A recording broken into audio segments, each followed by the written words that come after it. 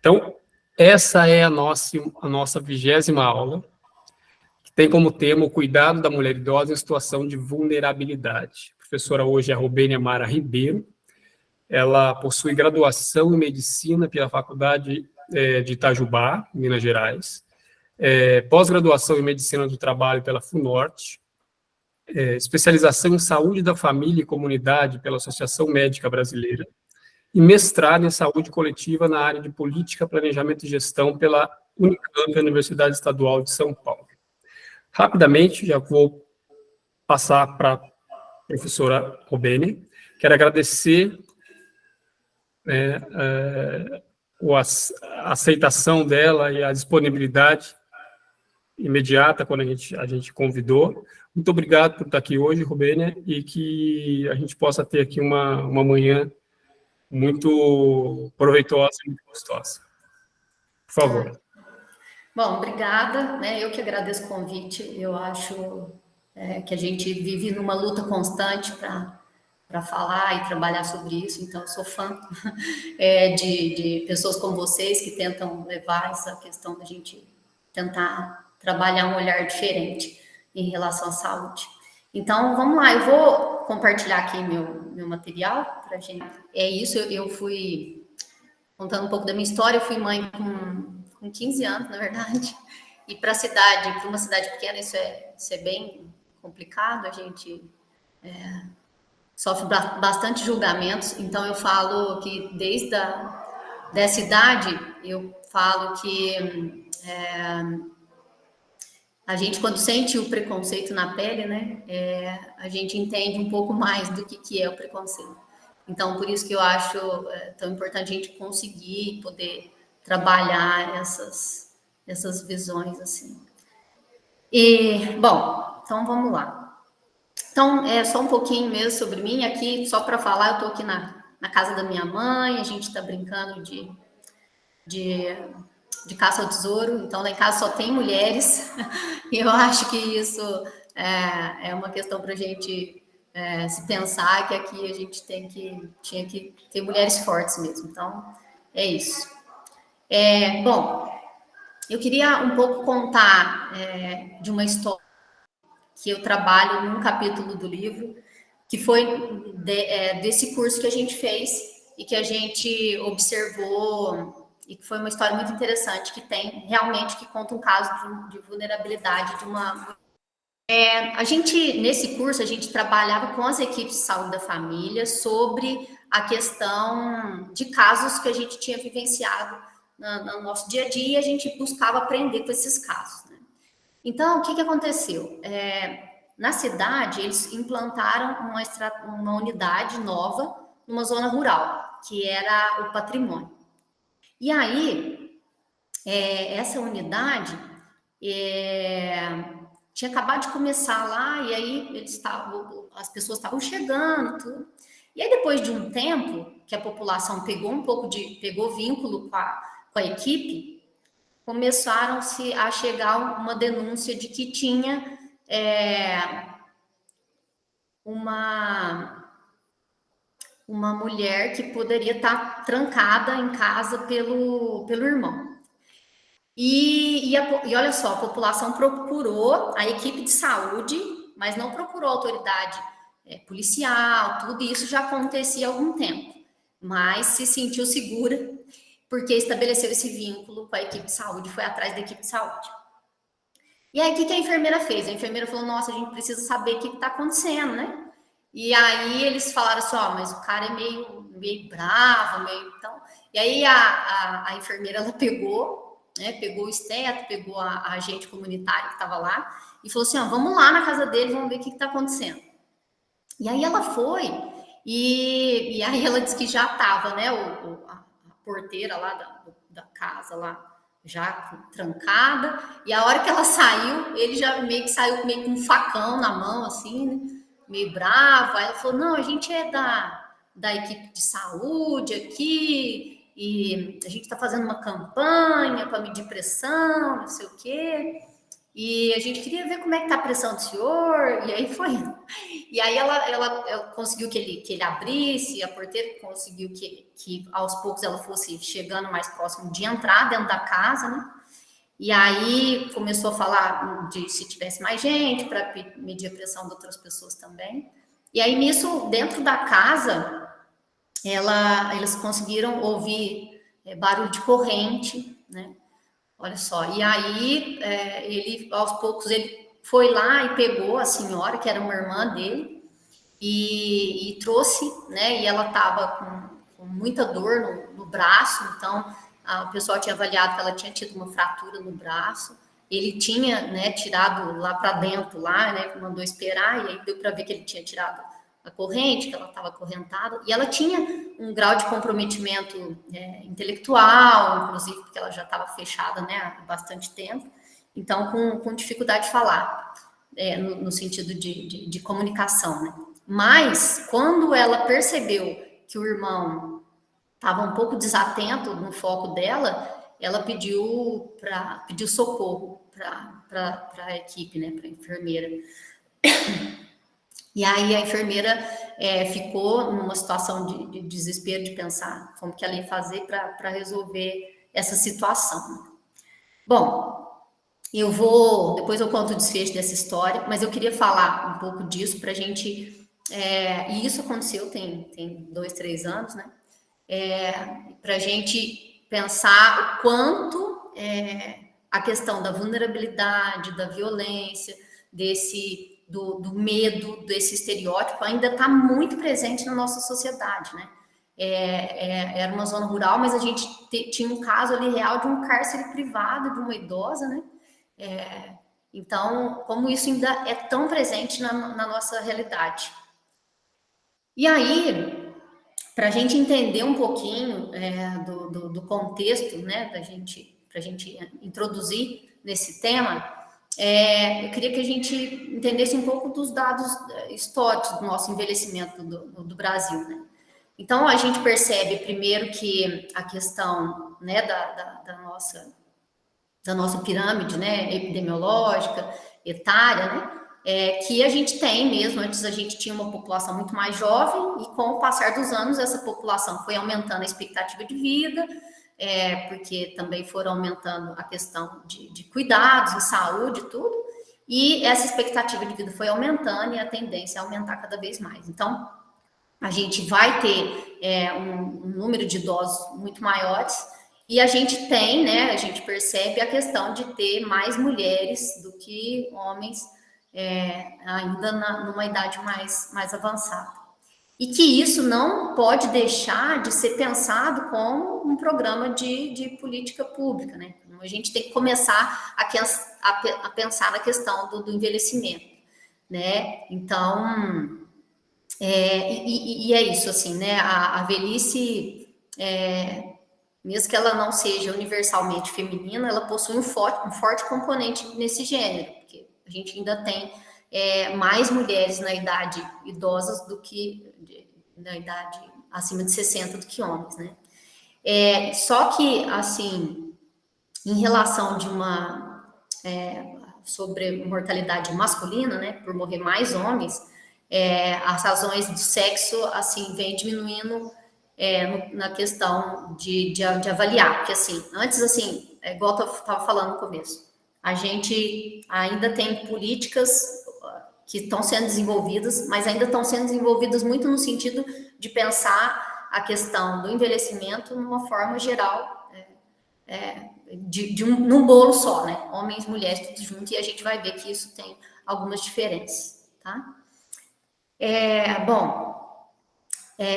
Só alguns dados para a gente entender que, ó, em 2000, para cada 100 mulheres idosas, havia 81 homens idosos. E a tendência é que para 2050, para cada 100 mulheres idosas, a gente vai ter 76 homens idosos, né? Então, sempre mantendo uma proporção muito maior de mulheres. E isso tem por causa de uma série de comportamentos, nessa tendência de ter mais mulheres idosas do que homens idosos, de uma tendência de comportamentos diferentes entre homens e mulheres. As mulheres, elas frequentam mais centros de saúde, elas tratam a saúde de uma forma mais preventiva do que os homens, né? Os homens morrem mais cedo, em idades mais jovens, por questão de causas externas, que são acidentes, violência, né? E acidente de trânsito, de trabalho, e também somado à questão do alcoolismo, que é muito maior, do uso de drogas e tabagismo nos homens, né? Esses vícios que afetam mais a população masculina. Então, por isso que, assim, a gente tem que, sim, pensar, quando eu falo na questão política social, da gente pensar, assim, a questão de que a gente vai ter esse público e as mulheres serão maioria, então a gente tem que pensar nessa diferenciação do sexo. E aí, a gente fala um pouquinho da questão da vulnerabilidade das mulheres idosas, né? Então, 10% da população acima de 60 anos, a gente entende que vai precisar com o envelhecimento, a gente precisa de um pouco de auxílio, de cuidado nas atividades básicas, né? 40% vai necessitar de instrumentos da vida diária, que significa uma população muito grande, né? Para ter esse suporte, porque vai precisar de auxílio nessas atividades diárias. E com o envelhecimento, as mulheres, elas são afetadas diretamente, né? E diferentemente que os homens, por diversos fatores, né? Que a gente tem que pensar. Começar a fazer essa distinção no sentido de como a saúde afeta de maneira diferente as mulheres, né? Na questão do envelhecimento. Então, assim, tem um isolamento social maior, isso já é inerente da idade do idoso, né? Costuma ter um isolamento social maior, transtornos emocionais, né? E a mulher tem a relação da viuvez, né? Porque se o companheiro morre antes, né? Que é a tendência, a mulher fica com a questão da viuvez, né? Tem as alterações, além das alterações fisiológicas, ela tem a questão que ela sai da população economicamente ativa, tem as taxas maiores de adoecimento, porque a gente tem um crescimento do índice de doenças crônicas, né? Então, vai ter uma maior morbidade, e em algumas delas podem levar à perda de autonomia, né? Então, isso já é inerente do envelhecimento, essas questões que a gente tem que pensar, que são não só em relação à saúde pública, mas em questão às relações sociais que interferem indiretamente na questão da saúde. E aí, acho que falando agora um pouquinho mais específico do que leva a uma vulnerabilidade maior nas mulheres idosas, né? Então, primeiro que a gente tem todo um contexto histórico, eu acho, que ainda tem esse desinvestimento social e político na parte dos idosos, né? Hoje tem se falado um pouco mais, que bom, mas assim, a gente tinha, tanto que a gente ainda tem muito vinculado a questão de um preconceito de entender que a pessoa idosa, é a pessoa que já não contribui mais economicamente, que agora só vai dar gasto para o Estado com a questão da aposentadoria, então tem aquela questão de que vai dar trabalho ou é inútil, né? De alguma forma, e aí essas são essas questões que envolvem, né, essa imagem que a gente ainda tinha da pessoa idosa. E aí, as mulheres, elas tendem, né, a viverem sozinhas ou viúvas, 41% delas vivem mais. Então, mais na questão de quando perde o companheiro, as mulheres, 41% delas ainda permanecem sozinhas, tá? Ou mantendo a condição de viúva, ou sendo ali o esteio do lar e não arrumam outro companheiro. Já os homens, a maioria deles se casam novamente quando acontece o contrário, né? Dele ficar viúvo. Então, olha para você ver, a gente ainda tem que pensar nessa questão de por que isso tem essa tendência, né? lógico que isso envolve toda uma questão sociocultural, né, da mulher ser o esteio do lar, de ser mais estranho a mulher achar um companheiro, né, depois que fica viúva, isso é mais julgado, ainda é mais julgado, então elas relatam mais solidão, né, e aí elas têm a questão de considerar a viuvez como uma possibilidade, elas têm uma dificuldade de considerar essa fase como uma fase de liberdade, de autonomia, que é o que a gente precisa pensar em trabalhar nas questões de saúde relacionadas à mulher idosa, né? E na questão social, né, envelhecer ainda está associado ao sofrimento, né? Ai, nossa, vou envelhecer, é uma fase de doença, você já pensa que você está perto da finitude da vida, da morte, então você vive em torno de um negativismo que foi construído historicamente pela sociedade para essa fase do envelhecimento, né? Então são todas essas questões que estão envolvidas. E aí a gente tem, né, a predominância de idosas, né, na região urbana, fica numa situação socioeconômica desvantajosa, né, elas morando sozinhas, tudo. E aí a gente tem que pensar na questão econômica que está relacionada com a mulher, né? Hoje a mulher idosa que a gente tem, né, atualmente, é aquela que cresceu, a muitas delas, né, sendo ainda só donas do lar, né? Então elas não tinham renda financeira, elas viviam, depois tinham que viver da situação da aposentadoria do marido, né? Então, se trabalhavam, ainda é, né, gente? Mas era mais ainda a questão da desproporção salarial, então as aposentadorias das mulheres são menores ainda, né? Então, a questão econômica ainda tem que ser trabalhada, e hoje a gente luta para melhorar isso, para a gente pensar isso no futuro ainda, né? E passam por uma debilidade física também, que está relacionado com isso, né?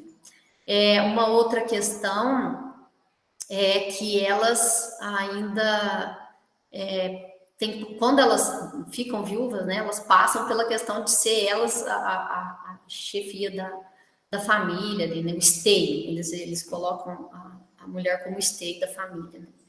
Então, como a renda não sendo boa, ela ainda entende que ela tem que permanecer nesse lugar de talvez ter que achar um emprego informal para contribuir, para conseguir manter ainda o que ela puder de dar suporte aos filhos ou não, né? Então, assim, um pouco do que a gente falou, né, da questão da violência, né, da pessoa idosa, e a gente tem vários tipos de violência, né? E aí, olha só, queria contar até um caso que aconteceu recente. Eu estava acompanhando uma mulher idosa, mas 60 e poucos anos, olha só que ela tinha um quadro de epilepsia desde a infância, então ela teve um déficit cognitivo, tudo. E aí o irmão que ajudava a cuidar dela, conseguiu benefício para ela, enfim. E aí ela começou a namorar e esse namorado dela afastou ela da família, e aí começou a usar esse benefício dela, pegar o cartão, fazer vários empréstimos, e colocou ela nessa condição de um pouco de alienação, no sentido de que ele falou que quem estava pegando dinheiro era a família, enfim. Então, a gente tem vários tipos de violência contra o idoso. Essa, no caso, pode ser considerada financeira ou patrimonial, isso a gente tem bastante, né? O idoso tem, às vezes, a renda dele que ele tem, mas às vezes é usada por familiares e não em benefício dele, né? Tem a questão dessa dependência, dessa falta de autonomia toda que a gente tem que pensar. A questão da violência física mesmo, né? Hoje em dia a gente sabe que as maiores vítimas de violência física ou dos vários tipos de violência ainda são as idosas, as nossas idosas, né? Então, tem a violência que a gente também tem que entender como negligência, que a gente deixar de cuidar desse idoso, né, porque dá trabalho, a gente colocar, ou achar que o caminho é só institucionalizar, né? E a gente tem as questões que a gente tenta entender um pouco por que a violência contra a pessoa idosa é tão grande, assim, né? Por que como que essa vulnerabilidade contribui para a violência, né? Então, às vezes tem esses fatores, né? Crianças que foram violentadas quando adultos podem propiciar maus tratos aos pais idosos, né? Então, assim, eles às vezes entendem. Eu já vi filho, né? Falando assim, esse meu pai me tratou tão mal, agora eu tenho que cuidar dele. Então, já cuida com uma questão que tem uma questão emocional ali envolvida, né? Os idosos, eles fisicamente, eles são dependentes do familiar, então às vezes precisa dessa questão de auxílio físico mesmo, né, para deambular, enfim, para fazer às vezes atividades diárias, e isso pode sobrecarregar de alguma forma, no sentido que o cuidador, isso vai irritando ele de alguma forma, né? Então, o cuidador com depressão ou algum tipo de sofrimento mental, porque as pessoas às vezes também adoecem, né? Os filhos são ainda os maiores agressores das pessoas idosas, que geralmente são os que abusam de álcool e de drogas. E aí tem um isolamento social, né, da família e da pessoa idosa, vai isolando aquela pessoa, ela vai deixando de conversar, de ter a comunicação social. O ambiente de pouca comunicação, pouco afeto, vínculos, né? Os vínculos vínculos familiares muito, muito frouxos, muito distantes, de pouco afeto. E aí, acho importante dizer que, assim, hoje, como a questão do afeto, ela é interessante, né? Lá em casa, e tudo vem dessa criação, né, que era uma criação muito rígida, os nossos pais foram criados de uma forma muito rígida, né, e eu lembro que lá em casa, assim, era muito difícil a questão de falar abertamente, assim, né, por exemplo, eu te amo, e a primeira pessoa que falou isso lá em casa de uma maneira muito aberta, assim, foi a minha filha. E eu lembro quando ela falou isso pro meu pai, né? Ela falou assim, nossa, vovô, eu te amo. Eu lembro de olhar pro meu pai e ver uma lágrima escorrendo, assim. E o quanto era difícil para ele falar, e talvez quanto foi... ele provavelmente quase nunca ouviu isso dos pais dele, né? Então, a questão de demonstrar o afeto, como isso, olha só, como isso influencia na questão dos vínculos, né? E eu entendo que a educação do meu pai foi uma educação muito rígida, onde tinha pouca demonstração de afeto, e isso vai se transformando, né? Mas como isso faz aumentar os vínculos familiares, né? Eu falo que hoje a minha família, se ela se une para alguma coisa, ela se une por causa dos netos, né? Da minha filha. Eu falo que lá da minha filha todo mundo foi um pouco pai e mãe dela também. Eu também tinha 15 anos, então todo mundo ajudou. Mas é isso, né? E aí tem outras questões também que envolvem questões de distribuição de heranças, existir essa relação de dependência financeira, tá? O agressor, geralmente, ele vive na mesma casa, né? Igual o caso que a gente estava contando da senhorinha no começo. Então, às vezes, por isso é tão difícil, assim, ser algo que é denunciado. Então, com certeza, é subnotificada a questão da violência contra a pessoa idosa, né? E ter a questão dessas dificuldades financeiras, né? E aí, para a gente fazer uma reflexão um pouquinho, né, quando a gente fala do quadro da vulnerabilidade, da questão da violência, da questão de ser mulher e ser idosa, né? Então, nesse livro, né, tem essa frase que coloca assim, né, ninguém nasce mulher, se torna mulher. E aí, nessa mesma linha de raciocínio, né, a gente pensa que pode-se afirmar, né, que a mulher não nasce velha, né? Ela se torna velha. Velha no sentido de idosa, mas aqui está colocando essa palavra justamente para entender esse sentido de algo que a gente ainda tem num contexto social de que está perdendo a função. Então, a gente tem que aprender, né? Eu falo que quando a gente vem como mulher, a gente tem que aprender a se tornar mulher por causa de todo o contexto que a sociedade nos impõe. E que a gente tem, graças a Deus, tentado trabalhar no inverso disso, né? Mas que hoje a mulher idosa hoje é uma mulher que cresceu com toda essa questão sociocultural da questão de se tornar idosa, né? De se tornar velha nesse sentido também. Então, e uma outra coisa que a gente não entende é que quando a mulher se torna idosa, ela não é colocada no bolão lá da pessoa idosa, coitado, idoso é vulnerável porque tem a questão só, né? Além de ter essas questões, só a questão de dependência física, de autonomia, tudo, né? É porque ela não deixou de ter a condição de mulher. Então, ela tem as questões que também são inerentes às questões da condição de ser mulher, né? E aí tem um depoimento de uma senhora que ela deixa claro isso, como que a gente ainda tem inclusive nós trabalhadores da área de saúde, que a gente fica falando o tempo inteiro disso, a gente ainda tem esse estereótipo, assim, né? E aí a dona Josefa, ela foi participar de um evento público que era em defesa do direito das mulheres, né? E aí ela conta no relato, ela falou, fui na conferência das mulheres, aí quando eu fui me cadastrar, a moça olhando para mim, já foi me dizendo que eu estava no lugar errado, que a conferência da terceira idade ainda ia ser no outro mês, né? Então, porque assim, a gente, ela é idosa, mas ela não deixou de ser mulher, e ela quer continuar sendo participativa na questão das mulheres, né?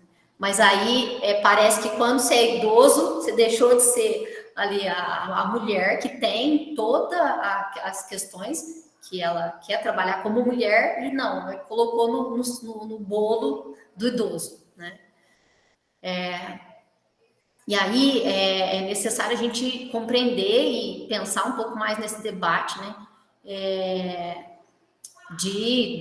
Desse estímulo de ações públicas na questão de saúde e políticas também, para a gente desvincular um pouco da questão do biológico e do gênero, né? A gente tem trabalhado nisso para tentar naturalizar isso e permitir que as mulheres tenham essa inserção maior nesse sentido em relação à velhice, que é necessário trazer não só para o corpo físico, mas para a questão também da mulher que envelhece, né? Então, assim, a gente tem, parece que tem um vácuo, assim, em relação a essas lutas, né, sociais, em defesa dos segmentos, né? Porque, assim, ainda a mulher parece que ela ainda é vinculada ao período reprodutivo, né? Deixou de ter o período reprodutivo, deixa de ser mulher, que está incluída nas lutas de mulher, né? Então, é isso, né? Até que ponto as nossas lutas estão vinculadas a incluir também a mulher que não é só a mulher do período reprodutivo, né? Essa mulher que envelheceu e que também se entende, se reconhece como mulher, a que ponto nós também estamos incluindo ela ou não, né? Então, acho que a gente tem que refletir um pouco sobre isso.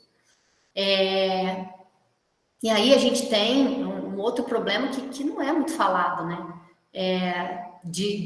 Justamente nesse âmbito de analisar como a mulher uma idosa como mulher. E ela tem a questão primeiro que tem toda essa questão social de falar de se queixar do maltrato, né? Quando, por exemplo, ela vai numa delegacia de mulher, aí eles pedem para ela procurar a delegacia do idoso, mas não é, ela é uma mulher que sofreu agressão, ela tem direito à Lei Maria da Penha, né? Ela não deixou de ser mulher porque ela é idosa. Então, a gente ainda tem essas questões de pensar que isso é um problema, né? E E por que que eu acho que ainda, a gente falou, né, da violência, e por que que hoje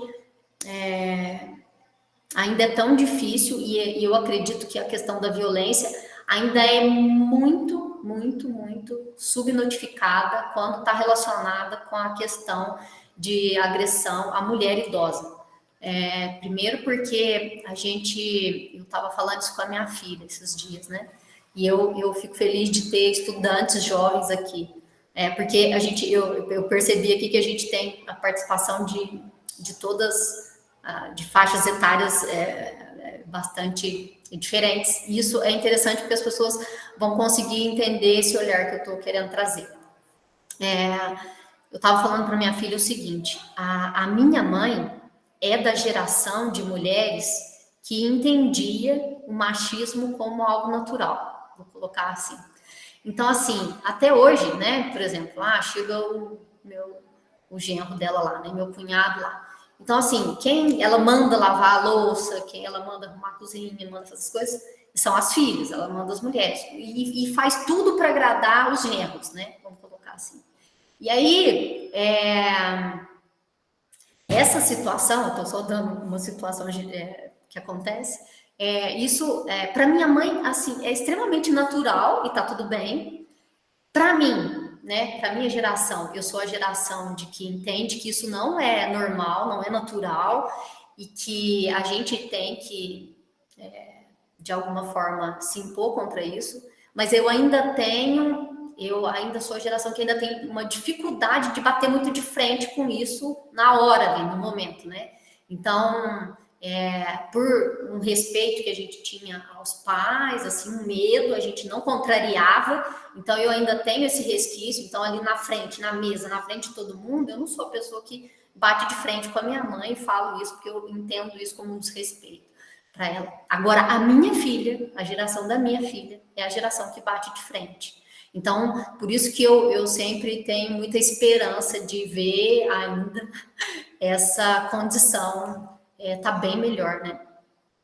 Porque a minha filha fala, né? Fala, não, vó, isso... Por que o Roberto? Por que o Roberto não pode ir lá lavar a louça? Por que a gente que tem que fazer? Ela fala ali na frente de todo mundo. E a minha sobrinha também fala, não, pai, você está sendo muito machista. Então, e aí, enfim, isso é para que a gente entenda que hoje ainda as mulheres que estão na condição de idosas hoje não denunciam, porque ainda entendem que talvez serem maltratadas pelos companheiros ou até pelos filhos homens de alguma forma, elas ainda entendem que isso pode ser normal, vamos falar assim, porque ela foi criada assim e ela entende que ela ainda tem que fazer tudo, né? Mesmo não tendo as condições, ela ainda continua naquela ideia de que tem que servir, né? E então por isso que eu tenho certeza que é algo que a gente, nas nossas lutas, a gente tem que pensar e olhar com cuidado maior, né? Eu estava montando essa aula, eu estava vendo o quanto tem pouquíssimos estudos sobre a questão de pensar na mulher idosa, né? No quanto ela tem essas características que têm que ser pensadas diferentemente para pensar em políticas públicas, mas também de pensar o quanto a vulnerabilidade dela é maior por toda essa questão sociocultural que está embutida nas idosas de hoje em dia. Então, o envelhecimento, né, na questão de se conectar, envelhecimento e gênero, ele tem sido muito pouco ou quase nada considerado nos estudos, nas lutas ainda das organizações coletivas, tá? Então, por isso que eu achei muito interessante a gente estar podendo abrir e falar sobre isso aqui hoje. E aí, o envelhecimento feminino ao longo do tempo, né? As características que a gente tem, que impulsionaram para esse quadro que a gente observa hoje, né? Então, tem todos esses aspectos sociais, históricos e sociais do envelhecimento feminino, né? Na questão do papel mesmo, que era muito restrito aos homens, como ele era o provedor financeiro da família, as mulheres eram o esteio de cuidado, né? Dela que tinha que cuidar da família. E aí, então, esses papéis, né, como eles têm sido mudados hoje em dia, mas como a mulher cresceu com todo esse histórico, né? Então, a gente ainda está muito longe de conseguir essa igualdade dos gêneros nesse sentido, né? E, bom, a gente tem experiências que falam, né, dessas mudanças sociais, como elas vão influenciando, como a mulher ainda desempenha hoje em dia, como que ela entende o papel da mulher idosa na sociedade, né? Como que ela se entende, como que ela se encaixa na sociedade, falando socialmente, culturalmente, né? Ela se enxerga como a avó. Eu sou avó, né? E aí ela continua no papel de servir, né? Então hoje é assim como ainda elas se enxergam, né? Por exemplo, a mulher idosa que tem condições, por exemplo, de viver uma vida autônoma, poder ir atrás de realizar seus sonhos, ela ainda se mantém no papel de servir, porque ela tem que fazer fortemente o papel de avó, né? Então, sendo que esse poderia ser esse tempo, né, essa fase de realização de sonhos ou de desejos que foram postergados por essa condição de seu esteio familiar.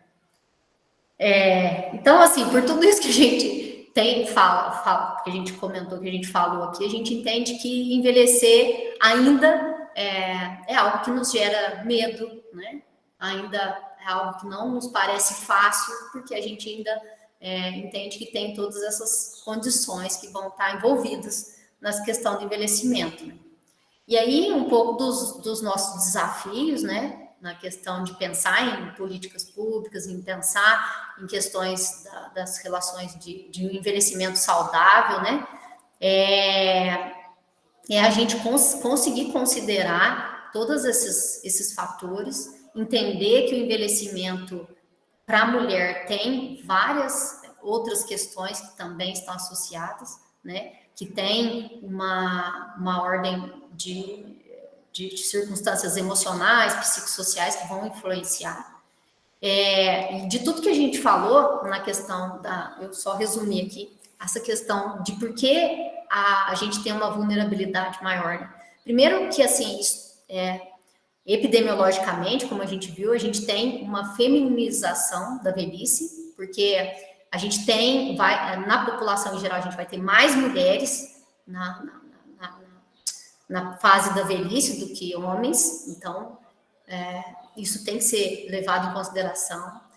As desvantagens que foram acumuladas ao longo do tempo, no sentido de uma discriminação e desigualdade estrutural, então isso vem carregado com essa mulher idosa.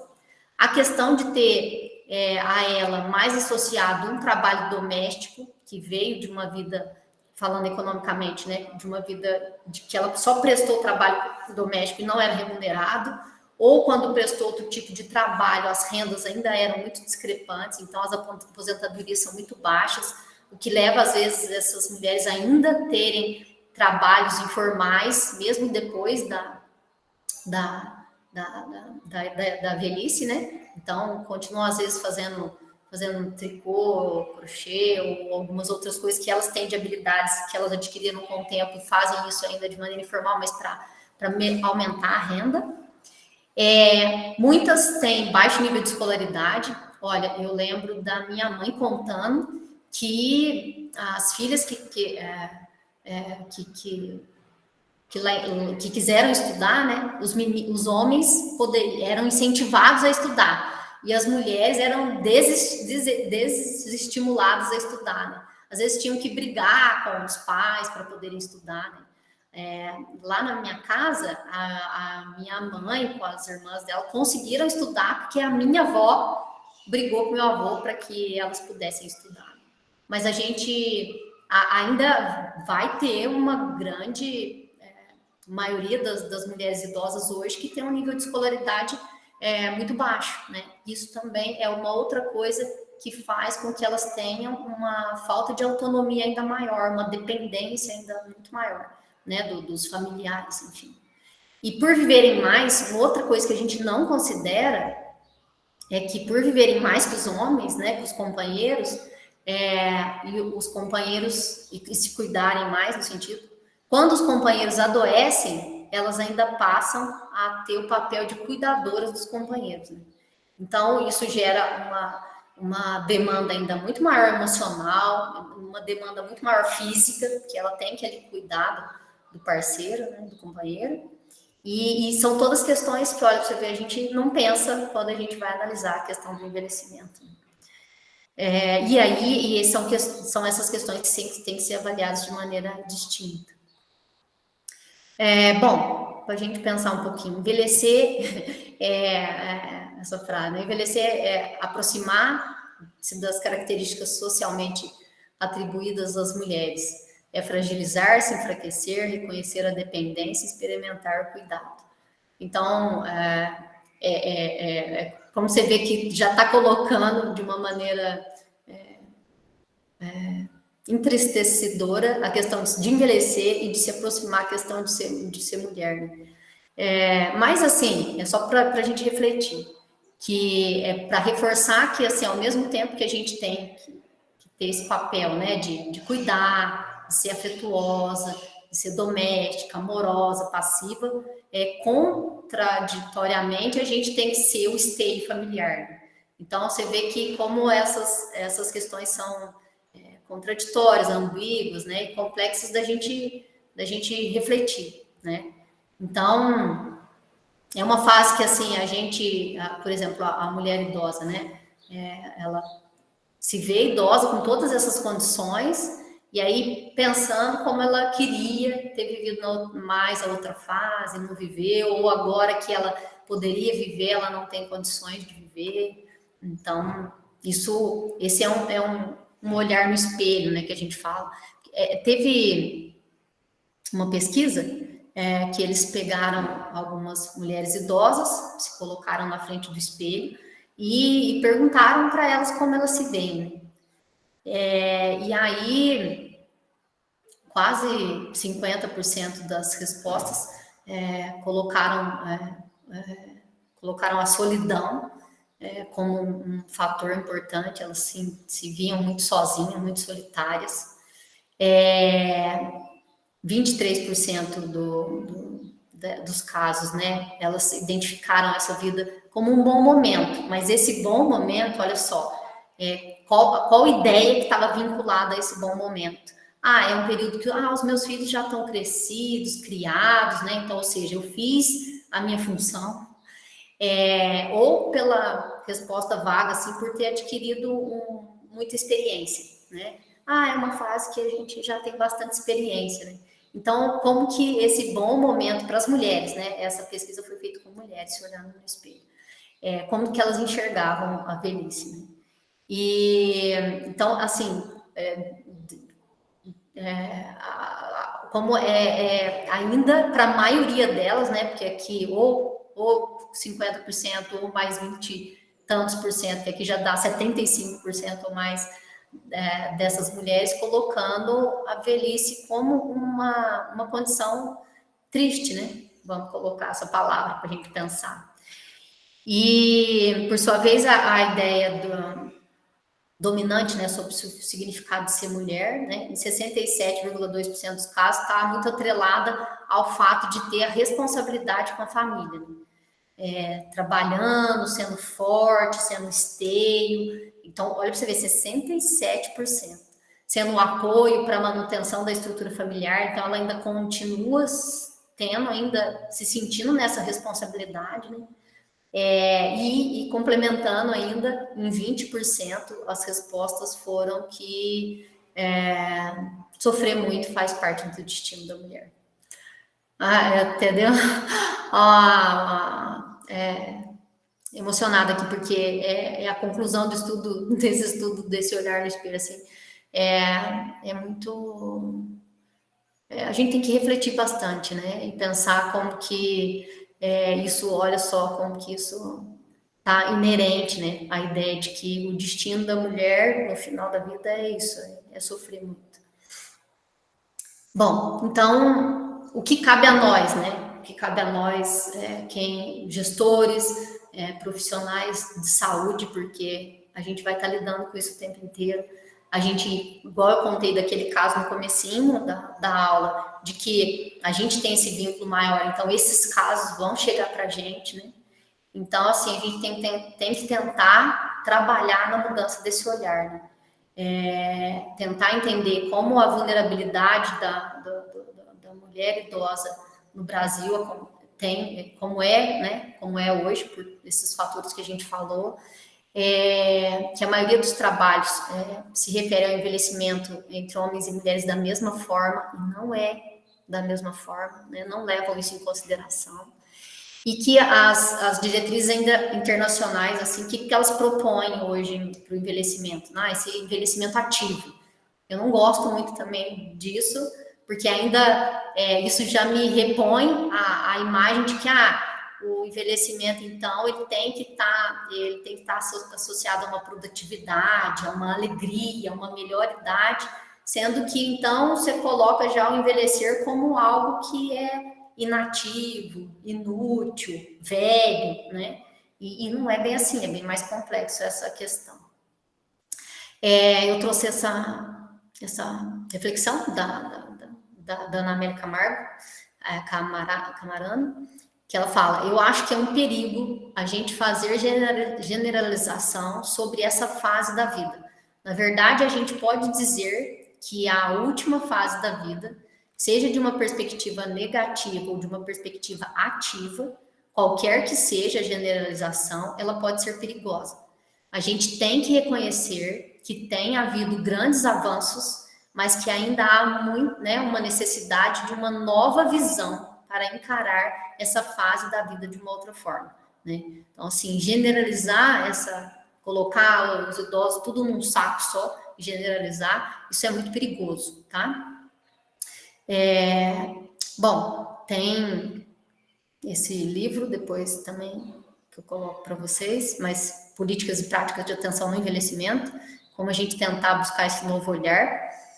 E aí, como que a gente, assim, o que a gente considerar para se pensar políticas de saúde no envelhecimento, né? Todas essas situações onde a gente ainda homogeneiza muito a velhice, como uma fase que a gente tem que ser saudável, feliz, produtivo, autônomo, né? Lógico que a gente tenta buscar isso, mas não é nesse sentido de a gente não reconhecer todas essas dificuldades que tem, inclusive as dificuldades de baixa renda, a gente tem que discutir sobre isso, a falta de escolarização, a responsabilidade integral e solitária pelo domicílio, que isso fica muito vinculado com o idoso, né? As limitações físicas, as vulnerabilidades, né? A questão relativas à construção da mulher idosa atual, né? Então, como que a gente está construindo a imagem, essa imagem da mulher que é a idosa atual, né? Então, a gente pensar sobre isso. E a questão da proteção familiar mesmo, né? A qualquer custo, né? Mesmo em situação de violência. Então, a gente tem que pensar isso, né? Também é um reflexo desse contexto que é socializador, né? Então, a que custo a gente vai levar essa proteção familiar, né? A gente tem que pensar nessa proteção familiar, não ao custo de não se pensar a violência, de não se discutir, de não se falar que existe a violência do idoso, e ela é mais frequente do que a gente imagina. Então, é possível que haja algum contentamento associado ao repasse obrigatório de recursos aos homens da casa, mas, né, e as mulheres da casa, os provedores da casa. Então, pensar nessa questão também. Então, entender que o envelhecimento tem, né, suas dores, de tudo isso que a gente já falou. Pensar na tentativa do Estado ainda, dele não reduzir, né, sua atenção ao coletivo do idoso, mas no sentido de entender essas diferenças E, por fim, cabe lembrar que a parcela das mulheres idosas, solteiras, viúvas, separadas, que ao necessitarem de cuidados, têm apenas a opção de morar nas casas de seus familiares ou de procurar instituição de longa permanência. Será que isso é realmente viver a melhor fase, né? Que eles colocam, né? Fase feliz, melhor fase da vida. Então, a gente pensar, refletir sobre isso, tá? E aí, para a gente ir finalizando a conversa, a minha apresentação, e a gente conversa mais um pouco, eu queria contar um pouquinho do final da história que eu contei no começo, que foi daquela agente comunitária de saúde com a enfermeira, que foram receber a denúncia de que o irmão estava mantendo em cárcere privado a irmã, e realmente estava, né? Ela era obrigada a fazer as atividades domésticas, ela era acorrentada, ele batia nela, ela estava com o braço quebrado. E, assim, a enfermeira percebeu que ela só teria aquela oportunidade, então ela conseguiu entrar em contato com a assistência social, e a assistência social levou a polícia lá, e eles conseguiram tirar essa idosa dessa condição de violência que ela estava, e de cárcere que ela estava submetida. Essa idosa foi levada para uma instituição, e aí eles conseguiram entrar em contato com os outros irmãos dela, tudo, mas ela quis ficar na instituição, ela quis, porque ela, e aí lá ela conheceu, ela teve contato social que ela não tinha, ela ficava em cárcere dentro de casa, então, assim, teve esse final que, lógico, foi institucionalizado, mas para ela, nesse caso, ainda foi a melhor opção. Mas, como ainda é difícil, né? Aqui um pouquinho das referências dos artigos que eu peguei. E é isso, queria abrir aqui para a gente conversar. O videozinho é lindo, né, gente? Ai, é uma delícia. Olha, Robênia. É isso. Depois eu depois posso passar a apresentação. Geralmente eu faço minha apresentação com mais tópico, mais resuminho, mas como eu sabia que poderia ser um material de estudo também, eu deixei ela mais com as partes do que eu fui copiando mesmo. Bom, é isso. Muito obrigado, Robênia. Foi maravilhoso. À medida que você foi falando, foi passando um filme, acho que todo mundo aqui deve estar emocionado, enfim. Vamos lá. Então, a gente tem questões, comentários aqui no chat. E eu quero lembrar as pessoas, agora que estão aqui na sala com a gente, que se tiver pergunta, comentário, dúvida, o ícone da mãozinha aqui no meio da tela, na parte inferior, para a gente organizar a ordem das falas, tá? A ordem da participação.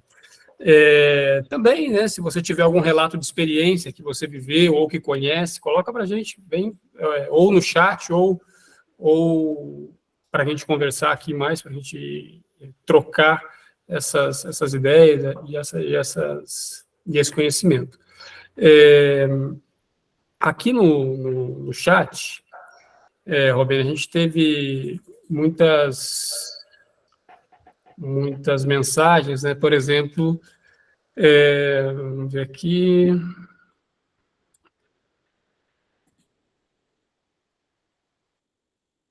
Aqui, a Francinete quer saber se você convive, né? Se você tem algum grupo de pessoas idosas aí no seu trabalho, como você trabalha isso, enfim, né? Ou na sua equipe. Aí a Linda, né, colocou: ver a mulher idosa como um ser sexual é um sonho, pois matam.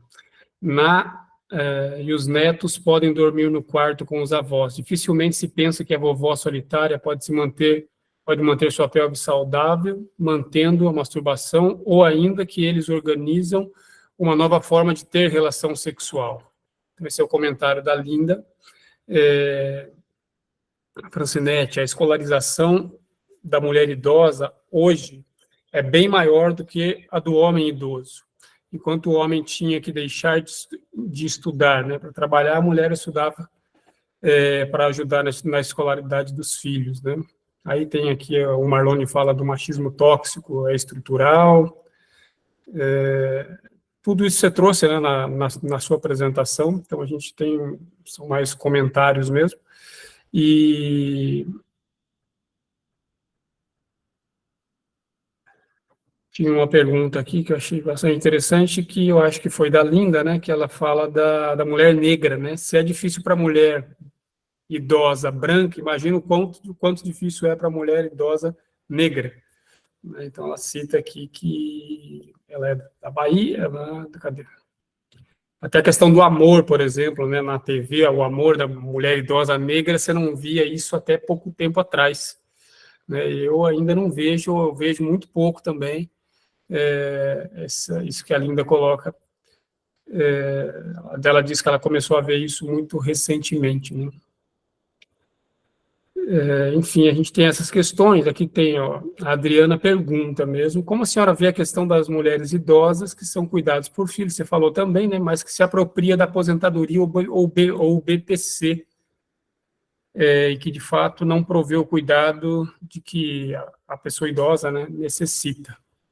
É bem interessante, né, você trouxe na sua fala, que o Brasil ele não sofre, né, o idoso no Brasil não sofre uma pobreza extrema como outras faixas da sociedade, em grande parte por conta da nossa Constituição, que garantiu aos nossos idosos, acima de 65 anos, a aposentadoria por idade, que depois, enfim, foi alterado um pouco, ou, caso não tenha feito contribuição, tem o BPC, o LOAS, né? Enfim, que garante um salário mínimo. Não é muito, mas é o suficiente para muitos idosos conseguirem se cuidarem, porque tem também um acompanhamento possível no SUS, tem farmácia, enfim, e a gente sabe que é um SUS em cada cidade, né, no Brasil, mas ter o Sistema Único de Saúde como apoiador nessa fase da vida e essa política pública de assistência social e previdência é fundamental, e por isso que a gente não vê no Brasil, uma coisa que a gente vê em outros países, tantas pessoas idosas, né, morando na rua, morando em seus carros, né, a gente não tem isso. E aí gera aquela coisa que você trouxe na sua fala, que a Adriana também fala, né, de apropriação por parte de quem cuida dessas pessoas, né, ou deveria cuidar, de se apropriar dessa renda. Bom, vamos comentar essas questões, esse apanhado geral, depois a gente volta e fala com o João, que levantou a mão aqui. Tá. Ah, que legal, que bom. Bom, eu primeiro aqui eu fui colocando os tópicos aqui, vou falando, e aí depois, se faltar alguma coisa, você me ajuda. Em relação a grupos de idosos, a gente tem aqui, mas ainda são grupos assim muito relacionados com a questão de tornar essa fase uma fase mais ativa, né? Então, a gente tem tentado trazer essas outras abordagens de reflexões quando a gente vai discutir isso com os idosos, né? Então, por exemplo, aí é o grupo da terceira idade que faz a atividade física 2 vezes por semana. E aí, tem um ano que eu estou nessa unidade aqui, eu estou tentando trazer? Trazer essas outras discussões que não se discutem, né? Inclusive, uma colocou a questão do sexo para a mulher, né? Ah, não, porque a pessoa idosa, a mulher idosa é enxergada como a vovó, né? Que tem que dormir com os netinhos, né? Então, assim, a gente realmente não tem uma dificuldade de trazer esses assuntos, mas é tão importante quanto a gente trazer essa abordagem, porque o que acontece, né? A gente tenta melhorar a questão da atividade física, de melhorar essa questão funcional, mas a gente deixa de lado falar essas questões. E outra coisa que está muito grande para as pessoas idosas é a dependência de benzodiazepínicos, né?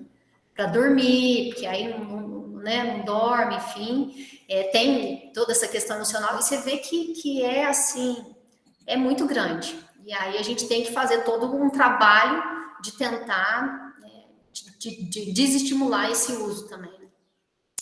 Bom, então assim, é um trabalho de formiguinha, mas é tão importante quanto. Precisam que pessoas, nós, que temos esse pensamento e temos essa visão diferenciada, que entende a complexidade da mulher idosa, de trazer esses assuntos para os programas que a gente tem nas nossas comunidades, de grupos de terceira idade, e que não é só a questão de melhorar a parte funcional. É importante também, mas não é só isso. Então, acho que ainda tem essa dificuldade. E aí, realmente, né, relacionar sobre isso um pouco. Tem nessa questão cultural, de quanto a gente ainda tem isso, que é muito... eu falo que está muito entranhado, assim, né, dentro de um pensamento social, de que isso é natural, né? Elas cresceram com isso, então a gente ainda tem de mostrar essa outra visão, de que não, gente, tudo isso que você passou você viveu numa sociedade culturalmente patriarcal, com um machismo tóxico que te privou de uma vida que você serviu viveu para servir, né? Então, e a gente tentar trazer que nessa fase consiga um pouco viver e entender que isso foi algo que não era para ser assim, mas que ela tem carregado todos esses traumas, né? Porque não adianta, né? Isso faz parte de um trauma, de uma vivência que está ali. Provavelmente, muitas dessas mulheres, olha só, eu vou contar uma história aqui, mas eu acho o máximo, porque eu costumo contar essa história nesses lugares. Eu atendia muito pessoal de zona rural também, né? Então, assim, além disso, tinha uma questão de uma dificuldade de falar sobre isso e de entender sobre isso. E aí eu fui atender ela nem é idosa, mas é uma mulher que já é casada há muito tempo, eles casam muito novos, né? E aí ela falou assim, a gente já fazia um tempo que a gente estava em acompanhamento, então a gente já estava tendo um vínculo muito grande. E aí ela falou assim, ô doutora, agora que nós já temos uma intimidade, eu queria perguntar um negócio para a senhora. Eu falei, pode falar. Aí ela falou assim, eu vi na televisão esses dias falando de uns negócios de orgasmo, de preliminar. Que jeito que esses negócios aí, que eles falam que esses negócios de preliminar ajuda muito. Eu não sei como é que... E eu falava, meu Deus, como é que eu vou explicar isso para essa mulher? E aí, assim, porque, assim, de alguma forma, não adianta a gente... Eu falo que nós, como profissionais, a gente tem que ter uma sensibilidade que... Não adianta eu virar e falar termos técnicos ou tentar falar nesse sentido para ela, porque às vezes ela não ia entender. Então, assim, a gente tem que tentar falar na linguagem que eles entendam. E aí eu falei assim, ô Cida, deixa eu falar um negócio pra você. Você conhece lá fogão a gás, fogão a lenha? Conhece? Ela falou, eu tenho lá, tem uns 2 lá em casa. Eu falei, então, deixa eu explicar um negócio pra você. Falei, porque ela falou assim, porque eu sei que homem é diferente de mulher, mas não entendo direito. Eu falei, então, homem é igual fogão a gás. Ligou lá o botãozinho, já pega fogo. Falei, agora mulher é igual fogão a lenha. Você tem que procurar as lenhas, tem que fazer uns carinhos nas lenhas, pode dar até uns beijinhos nas lenhas, não tem problema. Mas depois que pega fogo, aí também é uma beleza. Aí ela falou assim, tá, doutor, eu acho que eu entendi. E assim, de uma maneira mais descontraída, mas porque assim, a gente tem que falar sobre isso, né? É importante falar sobre isso. Ela queria entender, ela queria poder ter um pouco mais de prazer nas relações dela. Então, entender que, assim, tirar esse assunto como um tabu, né? Que a gente entende muito. Uma outra coisa, eu acho que foi falada, foi a questão da educação, né? Que hoje em dia as mulheres têm um grau de escolaridade maior e que também as mulheres, às vezes, tinham a questão de estudar mais, os homens trabalhavam, as mulheres ficavam por conta de estudar, mas você vê que essa educação, não sei se foi nesse sentido que ela falou, mas essa educação que as mulheres ainda tinham, era muito vinculada com a responsabilidade de elas educarem os filhos. Então, as mulheres que tinham que estudar para poder sentar com os filhos, para os filhos fazer o dever. Então, mesmo que pareça que isso seja algo bom, porque as mulheres estudavam mais, ainda é muito vinculado à questão de servir, né? Então, como a gente tem que refletir sobre isso também. Eu falo de um grau de instituição de formação que a gente tem que defender, que é o grau que gere autonomia, que gere uma valorização na questão de trabalho, de igualdade, dela tendo o mesmo grau de instituição educacional, ter esse mesmo grau de reconhecimento, e inclusive de valorização salarial, né, de equiparidade aí que a gente não tem.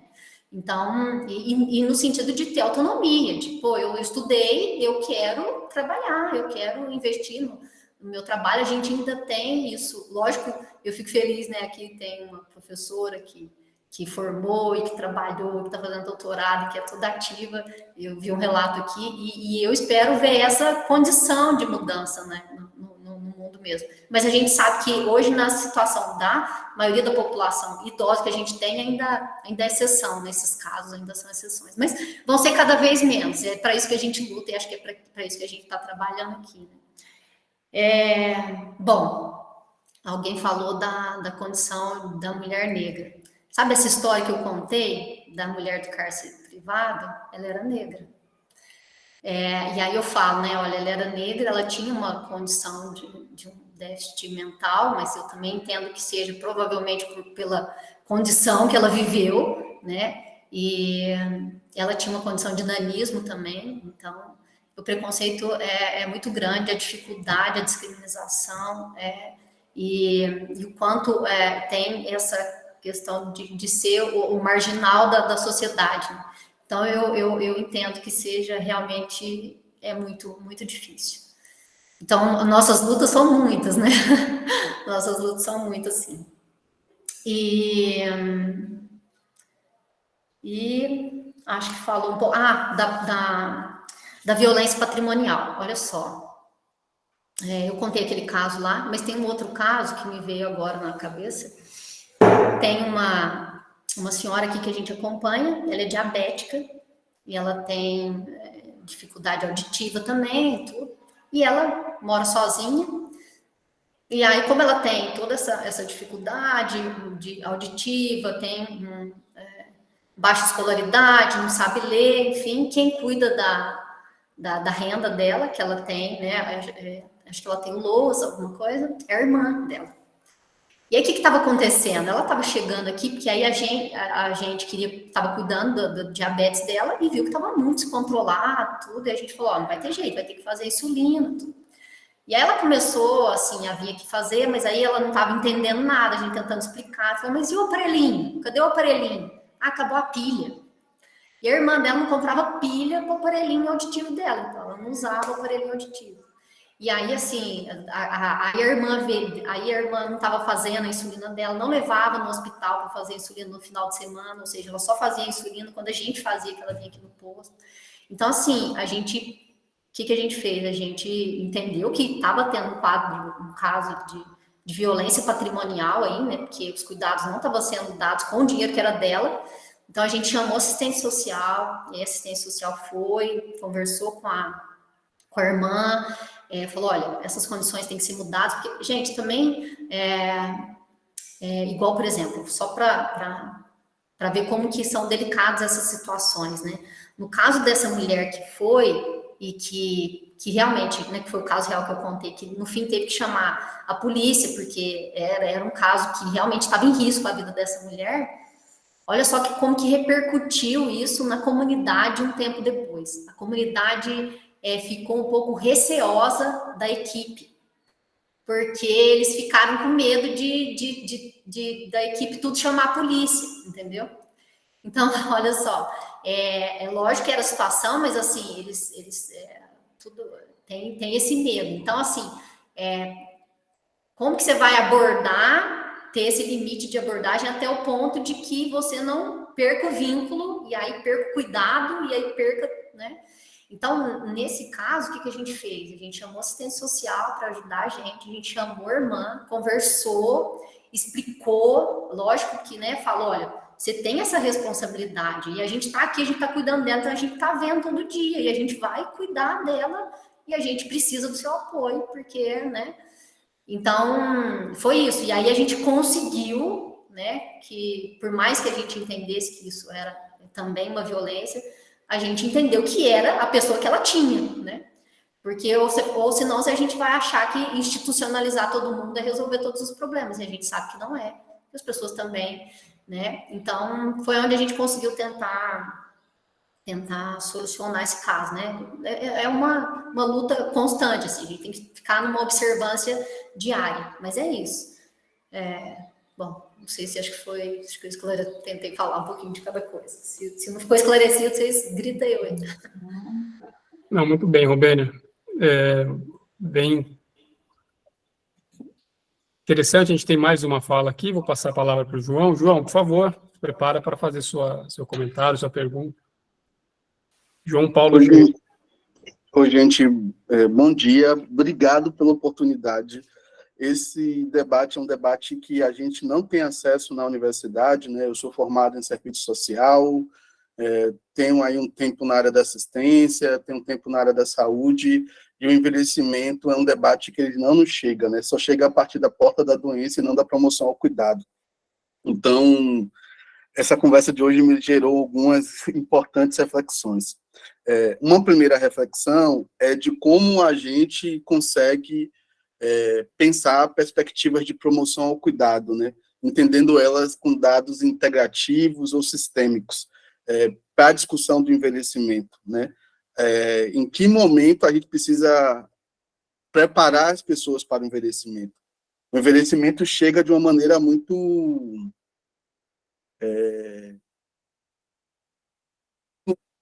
estranha para todo mundo vive a juventude, vive a fase adulta, vive a infância, mas ninguém se pensa na velhice. Acho que, muito por não se pensar, ele é muito atravessado por várias questões. Muitas vezes você não pensa na rede de apoio que você vai ter naquele momento mais difícil. Então, como é que a gente consegue gerar estratégias, como a gente gera em várias questões, por exemplo, a gente gera estratégia de promoção ao cuidado para a infância, né? Como é que a gente consegue transportar essas metodologias também para pensar o envelhecimento, né? Uma outra coisa também é como eu sou de uma organização que atua com povos e comunidades tradicionais, e a concepção de velhice para esses atores é muito distinta do conjunto da sociedade, né? E como é que a gente também consegue fazer com que esses processos de envelhecimento nesses territórios, especialmente no lugar das mulheres, eles sejam uma experiência que ela é atravessada de importância. Deixa eu trazer um exemplo. Nós temos a matriz africana, por exemplo, de terreiros, o lugar de velhice é um lugar consagrado de várias responsabilidades, de vários respeitos. No entanto, esse mesmo lugar, que é da figura que transfere conhecimento, ele não vem associado do conjunto de cuidados que essa pessoa precisa. Assim. A sociedade está, como eu posso dizer, acessível a ela, a reconhece, a valoriza, mas não tem instrumental para dar conta de promover os cuidados necessários. Né? Então, como é que a gente constitui ferramentas de promoção ao cuidado ao conjunto da sociedade? Da mesma forma, para as mulheres pescadoras e marisqueiras, né? Que é um contexto que a gente também vive.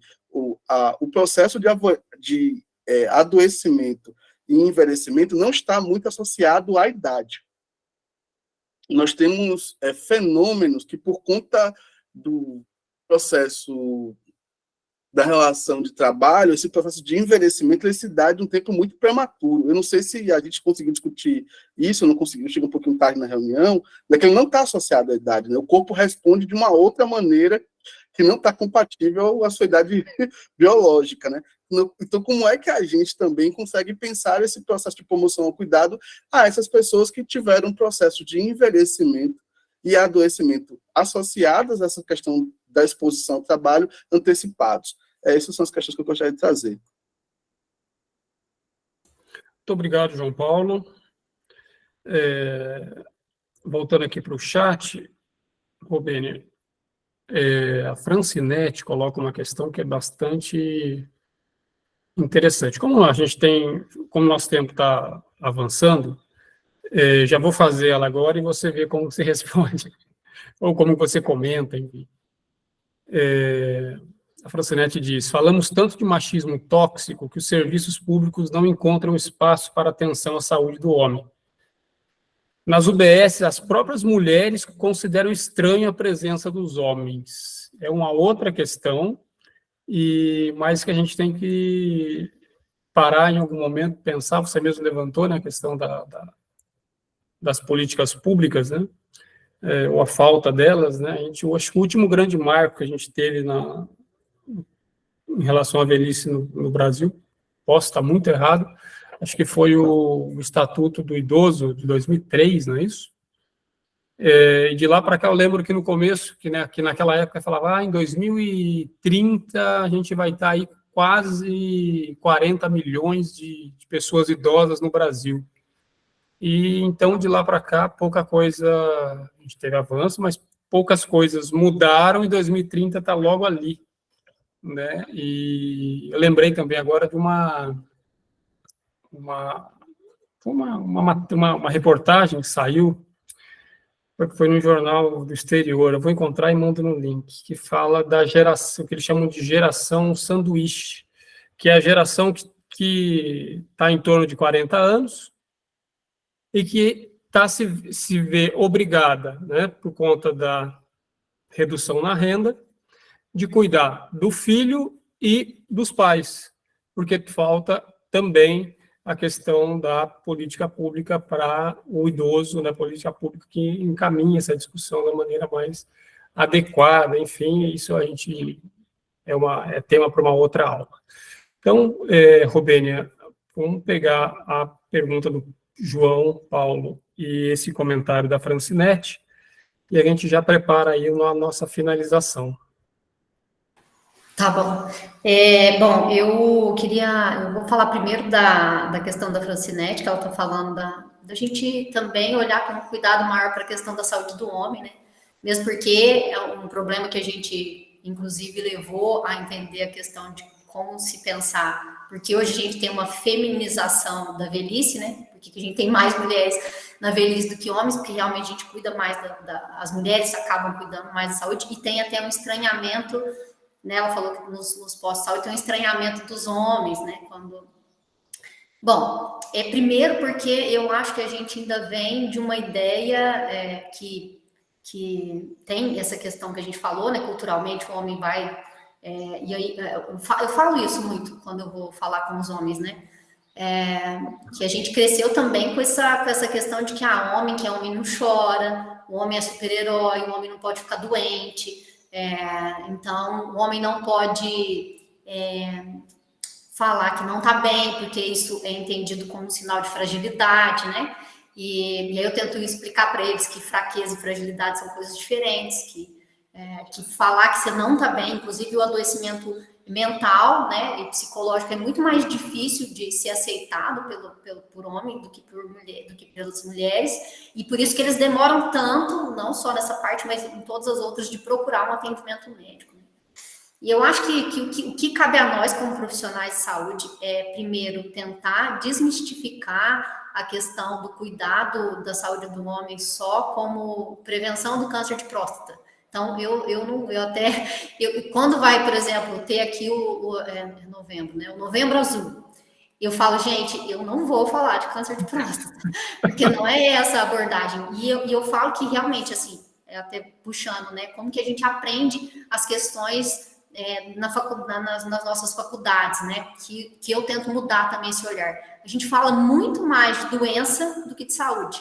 E talvez se a gente falasse e aprendesse e estudasse mais sobre saúde, a gente entenderia mais sobre saúde hoje, né? Então, quando eu vou falar com eles, a abordagem que a gente tenta fazer é de que a saúde do homem é muito mais complexa do que só isso. Então, tem a questão das doenças cardiovasculares que atingem muito mais os homens por causa da questão de uma vida com poucos cuidados relacionados com a questão de alimentação, de atividade física. E aí eu coloco muito isso de que eles não têm que deixar de procurar o atendimento médico, né? Porque eu falo, nisso vocês estão perdendo longe da gente, porque a gente procura, a gente vem, a gente faz o trabalho de prevenção, e a gente tem feito muito discussões na própria sala de espera ali, né? O que eu fiz aqui para poder tentar melhorar isso? Não sei se a pergunta dela foi nesse sentido, mas as estratégias que a gente tenta fazer. Quando a gente tem esse olhar, o que a gente começou a fazer aqui? A gente faz toda semana um dia de horário estendido. Então, e nesse dia a gente dá preferência para fazer uma atenção aos homens, que eles falam, eu não vou porque eu trabalho o dia inteiro e eu não vou. Então, assim, a gente faz esse horário de atendimento estendido e aí eles vêm. E aí, nas salas de espera, a gente fala, quem daqui, porque a maioria dos homens vai em atendimento médico, ou porque a mulher falou para ir, ou porque os filhos insistiram para ir, ou porque já está numa condição muito ruim, né? Então, assim, eu fico sempre enfatizando isso. Então, eu acho que são estratégias que parecem que são coisas pequenas, mas são mudanças de olhares que nós, como profissionais, como gestores, como pensadores de políticas de saúde, temos que pensar de uma maneira mais aberta para que isso também seja uma condição que deve ser mudada. Bom, eu acho que é isso. E agora, do João, as perguntas do João, vamos lá para a complexidade do negócio. Fiquei pensando enquanto ele foi falando algumas coisas, que eu acho que são desafiadoras mesmo, como pensar e se preparar para esse envelhecimento, né? Acho que foi um pouco dessa questão desse cuidado, como a gente... eu entendi que não só para nós, né, mas na sociedade como um todo, eu acho que pelo menos me pareceu que trouxe essa ideia, João, qualquer coisa você me corrige. Eu gosto muito da Ana Cláudia Quintana, né, que é uma médica que veio muito falar sobre a velhice, sobre cuidados paliativos, e aí ela fala como a gente não se prepara para a velhice. Realmente, né? Como a gente não entende que a gente tem que carregar e tem que pensar nessa bagagem, né? Porque a gente sabe, né? Porque a maioria das pessoas hoje, a gente sabe que a gente tem essas condições melhores de vida, então a gente sabe que a maioria das pessoas hoje vai vivendo uma condição de velhice. E que bagagem que a gente tá buscando e a gente está trazendo para isso, né? Eu lembro que ela tem um vídeo dela que eu gosto muito, que ela fala dos 5 maiores arrependimentos que a gente tem antes de morrer, porque ela falou como ela lida com cuidados paliativos, ela conversa muito com essas pessoas que estão lá no final da vida, que já sabem que vão morrer, e aí os arrependimentos, né? Então, os arrependimentos estão dentro de não ter feito mais as coisas que queriam ter feito, né? De não ter feito as próprias escolhas, de não ter colocado limites, de não ter se feito mais feliz, de não ter vivido mais com os amigos, de não ter participado mais de uma vida social. Então, isso, né? De não ter se feito mais ativo para hoje não ser tão dependente. Então, eu acho que todas essas questões que hoje a gente consegue enxergar com as pessoas que a gente tem uma discussão maior lá na velhice, elas devem ser trabalhadas nessa fase adulta que a gente está vivendo. Porque realmente a gente fica, quando a gente está nessa fase adulta, eu sei porque assim, eu trabalhei na pandemia, eu entrei em esgotamento profissional, porque eu só trabalhava. E a gente esquece que a gente tem todos os outros pilares de suporte da nossa vida, que, né, a questão social, a questão questão religiosa, a questão de todos esses contextos, inclusive de atividade física, de alimentação, mas assim, a gente se foca muito, eu sei porque eu estou nessa idade, a gente se foca muito na parte do trabalho, de ser produtivo, de ter uma renda, e essas questões, que são questões sociais, culturais, que são, eu entendo, muito complexas de serem mudadas, mas pessoas que têm a influência de fala, de locais onde a gente possa ser ouvido de alguma forma, eu acho que a gente pode começar a falar um pouco mais disso, contar dessas experiências. Ele estava contando eu acho que ele tem contato com comunidades africanas, né? Eu gosto muito das histórias e de como eles encaram as coisas de uma maneira diferente.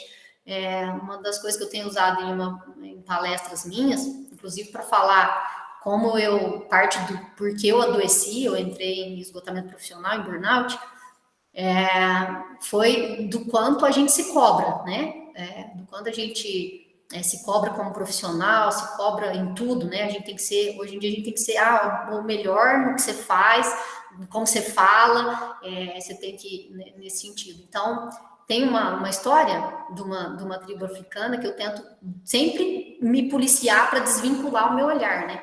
Eu trabalhei numa empresa também, então falava muito isso, porque tinha a meta, e aí a meta, você tem que bater a meta, enfim.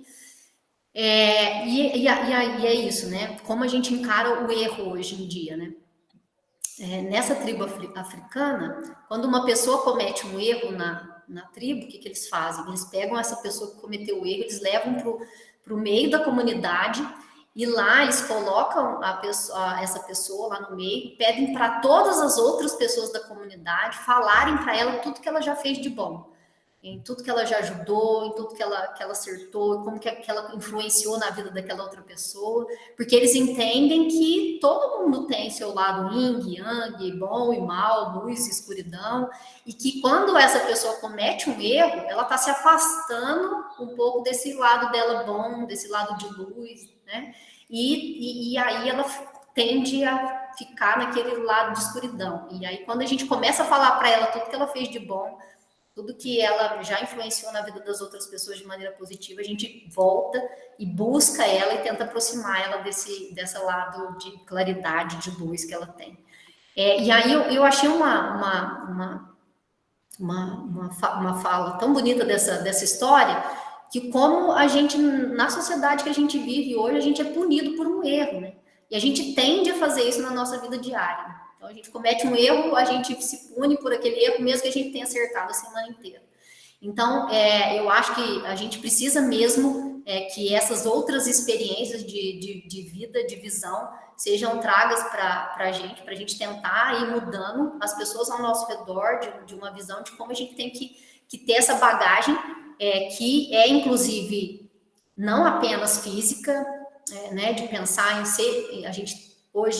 A gente tem estimulado muito mais a prática de atividade física, mas talvez ainda com um olhar que não seja o olhar de pensar no envelhecimento. A gente hoje estimula muito a prática de atividade física e ela está muito ainda vinculada socialmente a uma questão do corpo, né? De ter um corpo bonito, de ter um corpo desenhado. Fala que há uma alimentação saudável, mas ainda está muito vinculada a essa parte da aparência, e não a questão de adquirir uma bagagem de que quando eu for idoso, eu vou ter a minha musculatura mais forte, vou conseguir ser menos dependente, porque eu vou conseguir fazer essa caminhada, tudo. Então, enfim, eu acho que é a questão de uma mudança de olhar mesmo, para a gente entender que essa bagagem é bem mais complexa do que só isso. E uma outra proposição assim que eu trago, que é de uma experiência lá do Haiti, que isso é algo que eu sonho, João. Quem sabe a gente pode pensar em estratégias juntos. Lá tem uma comunidade, lá no Haiti, que chama, acho que é Combat Soleil Leve. Na verdade, é o nome do projeto esse. Que é o seguinte, eles foram para... várias famílias mudaram para uma região que ia ter uma fábrica lá, uma indústria. Então, eles foram para lá para trabalhar, essas famílias. E aí aconteceu que essa fábrica, essa indústria, não sei, faliu. E eles ficaram uma comunidade lá, toda ativa, que trabalhava desempregado, vivendo na condição de receber a ajuda de outras pessoas. E eles não queriam mais viver nessa condição de ajuda, porque, eles queriam trabalhar, eles queriam, né? Eles se sentiam ativos e queriam isso, para eles era importante. E aí eles começaram a pensar como eles poderiam se ajudar nesse sentido. E aí eles criaram esse projeto, onde eles começaram a entender os problemas da própria comunidade. E aí eles fizeram o seguinte, né? Eles viram que as crianças iam estudar, e aí elas não tinham, por exemplo, livros. E aí o que eles fizeram? Eles juntaram as pessoas que eram pedreiro, tudo, eles construíram e foram, quem podia foi pedindo, ganharam livros, construíram uma biblioteca. Aí eles viram que os adolescentes não tinham muito perspectiva de profissional, tudo, e que os idosos estavam ficando muito entristecidos, porque também não tinha muita atividade. Aí o que eles fizeram? Começaram a fazer oficinas, onde os idosos ensinavam os jovens os ofícios que eles sabiam. Então, tinha carpintaria, tinha a questão de fazer crochê, tricô, e eles montavam kits, e aí eles fizeram cooperativas, onde vendiam esses trabalhos para as outras comunidades, inclusive as comunidades deles. Então, achei um projeto assim, fantástico, onde conseguiu entender que isso era uma vulnerabilidade e transformou isso em potência. Bom, então são experiências que eu acho que assim, são coisas que a gente poderia trazer para a nossa realidade e mostrar o quanto isso era engrandecedor, né? Eu lembro que os idosos, tinham idosos que faziam além de ter essa comunicação com os jovens ali, eles passavam as experiências de trabalho, mas as experiências de vida junto também, né? Isso eu achei muito interessante. Então, e eu acho que mais a questão também de entender a questão de quem envelheceu, não cronologicamente, mas muito pelo esforço, pelo trabalho, né? Pensar em buscar esse cuidado. Eu acho que tem que também, eu trabalhei muito em empresas, eu trabalhei em tanta empresa, porque eu também sou médica do trabalho, e como realmente a gente tem que questões de políticas públicas nas empresas. Hoje a gente tem uma defesa maior do trabalho, mas ainda tem, igual, por exemplo, eu trabalhei nessa empresa que tinha esse negócio de meta, e era essa coisa que adoecia mesmo o trabalhador. Por isso que hoje é uma conquista o burnout ter entrado para o CID para ser considerado hoje uma doença de saúde ocupacional. Mas são lutas, né? E demorou muito e ainda tem um preconceito muito grande para que se feche esse diagnóstico, e isso ainda acontece ainda muito dentro das empresas, tudo. Mas realmente, eu acho que são brigas por políticas que têm que ser pensadas.